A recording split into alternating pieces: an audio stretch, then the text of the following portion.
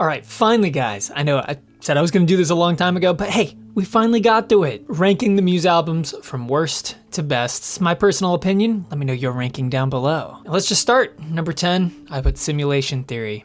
Distance makes the heart grow fonder. Or does it? I've noticed that as distance grows from some of the latest Muse releases, my love for them doesn't stand the test of time in the same way that, I don't know, their earlier work does. Does that mean all their new stuff is bad?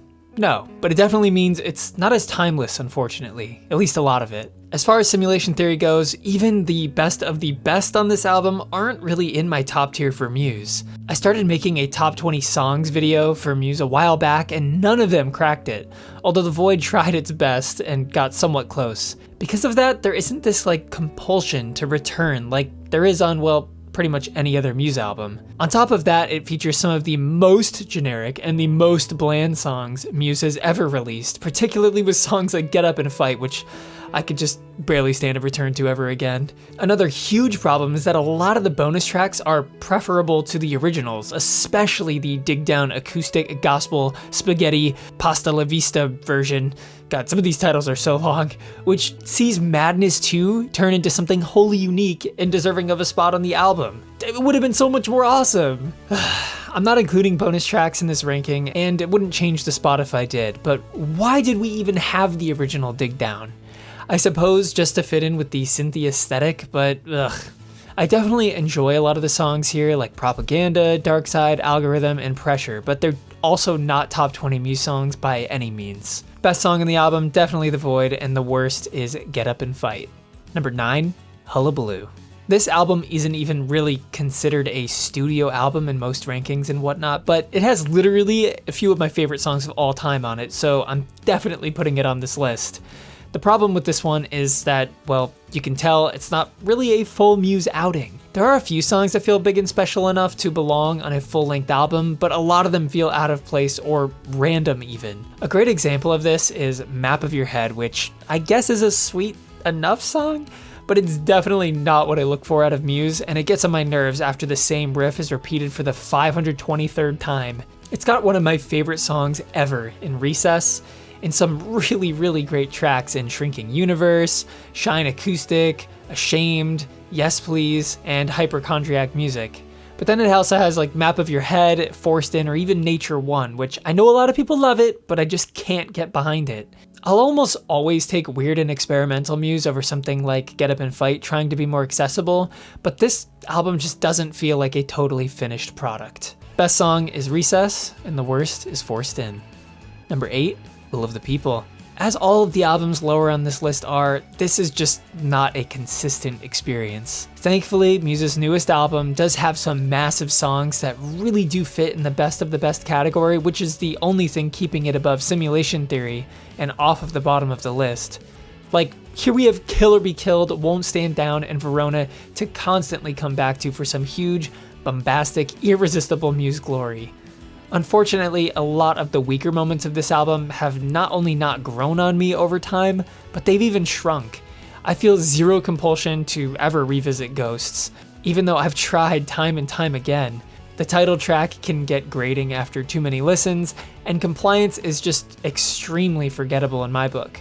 The rest of the album in the middle tier is actually really solid though, and definitely an improvement on the super radio-friendly sound of Simulation Theory, but I just can't say I'm completely in love with it. At least it's trying to do something big though, like with Liberation, We Are Effing Effed, or You Make Me Feel Like It's Halloween. Those songs are ambitious and they're really going for it. You gotta give them respect for that at least. The best song on here is definitely Kill or Be Killed, and the worst is Ghost. You can actually check my ranking of the tracks on this album up in the card, and I'll also link that in the description. Number 7 is Showbiz. So first things first, I would need to remove these 3 songs from this album to make it a better album: Sober, Overdue, and Philip. If we got that out of the way, I think this album would be even higher on my list. And that's never a good thing when removing something would improve it. Ignoring that one criticism though, about half of this album is an unstoppable force of nature. The album does see Muse leading into some Radioheadisms on a couple of the songs, and while that's not necessarily a problem, it is when you consider their towering heights on future outings. Outings that are defined by Muse's own charisma, charm, and bombast, and their own unique style. So while they're still finding their niche here, you can see glimpses of their future in the best tracks of the album, such as in Sunburn, Showbiz, Uno, or even Cave and Muscle Museum. There's a reason some of these are still live staples to this day. This album has grown on me despite how rough it can be around its edges, and I think that's actually to its benefit on some of the grittier, darker points of the album, like the entirety of the title track, which it's hard to top the darkness of some of those songs, especially Showbiz itself. The best song on the album is definitely Showbiz, and the worst is Sober. Number 6, Drones. I was a massive fan of Drones on release. It has one of my favorite songs of all time in The Handler and features a distinct callback to the oppressively dark and heavy days of their past. Unfortunately, as I've journeyed deeper into metal, I can't say that I'm always a massive fan of the production throughout this album. There are moments that are produced flawlessly with grit and energy matching Rage Against the Machine like in Reapers, but then there are some that just feel as lifeless as a sitcom theme like in Revolt. So as much as it can be inconsistent, what is consistently amazing here is the guitar work. Even the more approachable songs like Dead Inside host stanky solos and reach bombastic heights in their climaxes. Almost every song here grips me emotionally despite how mechanical the topics of the album can be. While I'm not a huge fan of Defector, for example, I appreciate that a lot of people are, and I still love the chilling guitar solo and unique bouncy groove that the track provides. And The Globalist leans heavily into Tarantino-isms, which I can wholeheartedly get behind. Even Psycho is a win for me, despite how much I know pretty much everyone else hates it.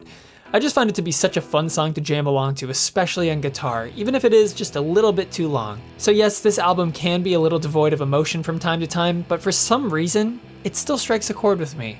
The best song is definitely The Handler, and the worst is Revolt. Number 5, The Second Law. The Second Law might not be a flawless album, but it sure does provide almost a flawless set of individual tracks that I absolutely love on their own.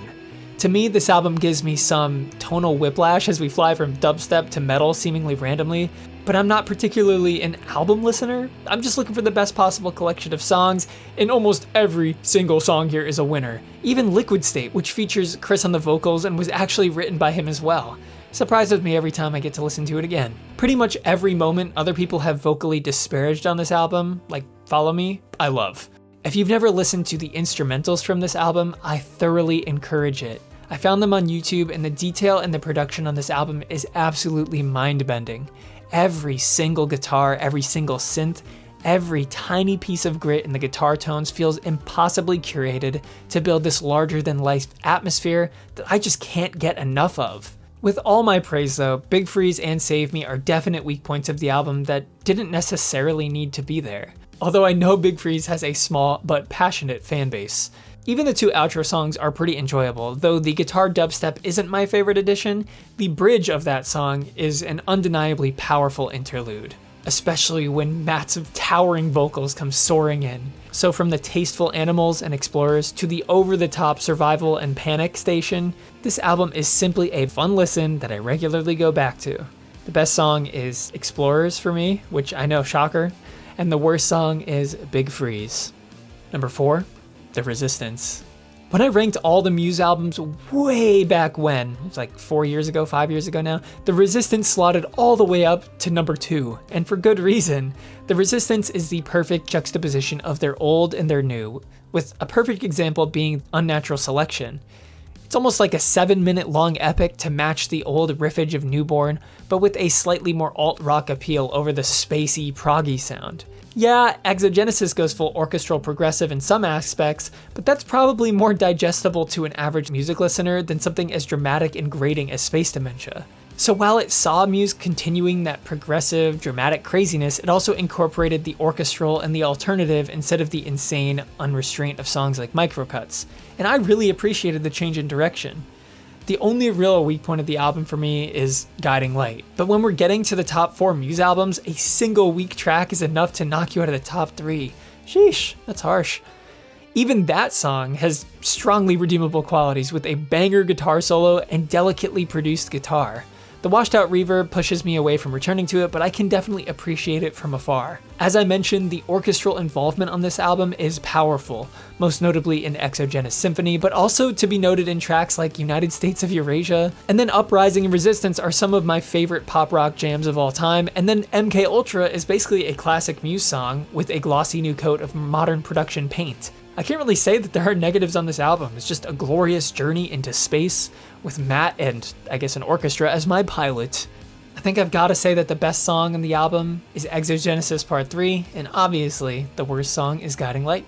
Before we get to my top 3, make sure you guys subscribe, like the video, and let me know your rankings down below. So at this point, I'm going to go off script and just talk about my top 3 Muse albums. And at number 3, we have Black Holes and Revelations. Pretty much every song on this album is somehow hovering between a 9 and a 10. That is how much I love just about every song on the track listing. We start with Take a Bow, such a bombastic and crazy intro. Definitely gives me vibes of Algorithm, but I prefer Take a Bow for how insane it can get towards the end there. Starlight is a lovely pop jam.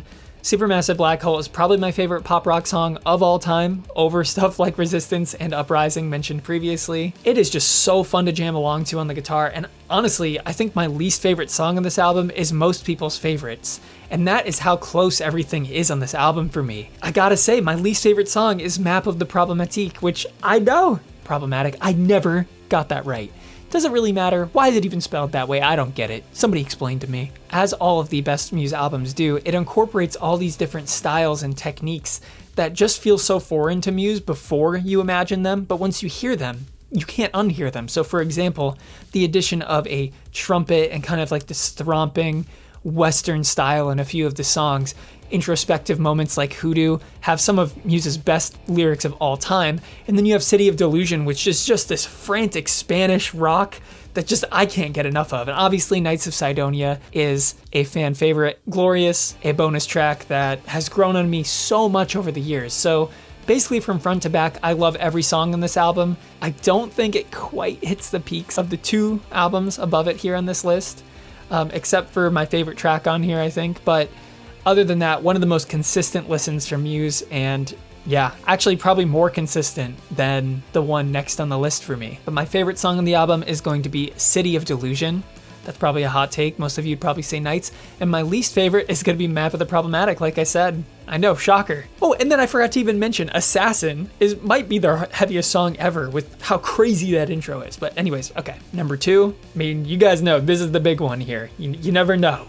You never know with people, but you kind of know with me because you know it's gonna be Absolution at number 2 because you guys already know what I love probably if you know this channel. This and the number 1 album on the list are what people are upset that they're not getting more of in the new Muse era, because it's been so many albums and we haven't got stuff that just gets as crazy and gritty as this, except for Kill or Be Killed probably. Now I think the main reason this album stands out for me is it has a bunch of songs that are in my top 5 to 10 Muse songs of all time. And those songs are gonna be Apocalypse Please, Stockholm Syndrome, Butterflies and Hurricanes, and Ruled by Secrecy. Out of that, there's songs in the top 20, there's songs in the top 30. It's completely stacked. It actually does have a song I feel is a little bit weaker than any song on Black Holes, and that would be Falling Away With You, but I still really appreciate the musicianship there. It just doesn't hit with me as well. It feels a little bit out of place to me, but I still really appreciate it. But even the introspective moments on this album outside of that, like Endlessly, Blackout, Ruled by Secrecy, this is just like pretty much the peak of what alternative rock can be, and it goes above and beyond on songs like Apocalypse Please, Butterflies and Hurricanes, and Stockholm Syndrome. When that chorus hits, almost always hit with a swell of emotions that I didn't know would be there, and it's a song that every time I see the live performances of it, I still get sucked in. Even songs that I would maybe overlook on the album, like The Small Print, if you see the live version, you can't get enough of that stuff. The energy is just unmatched. So the best song on the album is definitely Stockholm Syndrome for me, and the worst is going to be Falling Away With You. But of course, number 1 has to be Origin of Symmetry. Now, I'm gonna say this now, every single song on the album, I give a 10 out of 10, except if you were to add the bonus track, I would give Futurism a 9. So if we're including bonus tracks, Futurism would be my least favorite on the album. Honestly, I'm not going to be able to give you a favorite and least favorite on this album right now. I'm gonna maybe rank the tracks in another video, so subscribe for that. Every single one of these is a 10, and it just really depends on the day which one I love the most or love more than others. So We have every single piece of what I love about Muse found in here. We have the grooves of Darkshine. We have the unhinged insanity of stuff like Space Dementia and Hyper Music. We have the accessible music with Plug-in Baby and Feeling Good. Screenager is probably my favorite slow song from them of all time, and it's so overlooked by the fan base. You guys need to seriously sit with this song and just try to give it a new chance. It creates such a unique atmosphere using, I think he's used human bones. Come on, Dom. That's how dark you wanted to make this? I loved it. Love this album. It's still my favorite album of all time, and it probably will be until I die. I'm open to that changing, but it hasn't even come close to changing for now. As I said, I'm gonna do an extended talk about Origin of Symmetry in the future, so make sure you subscribe for that. That's why I'm gonna cut this a little bit early so I can save some of my comments for that video. Hope you guys all have a great day. Thank you for watching. Let me know your ranking down below. Peace.